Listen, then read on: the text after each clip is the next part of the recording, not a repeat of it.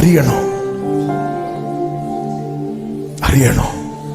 கர்த்தர் என்ன பண்ணிருக்கலாம்? நல்ல கவனமா கேளுங்க. ஊசாவை அடிச்சார்ல, அப்படி அந்த ஜனத்தை அடிச்சிருக்கலாம்.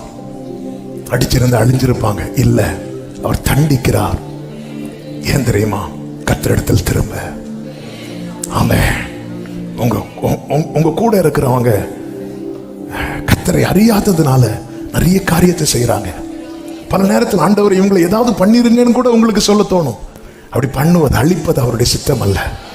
ஆண்டவர் தம்முடைய வல்லமை வெளிப்படுத்தி கர்த்தர் யார் என்பதை அவர்கள் அறிந்து கொள்வதே அவருடைய சித்தம். ஆமென். அல்லேலூயா. அவர் வருவாருங்க.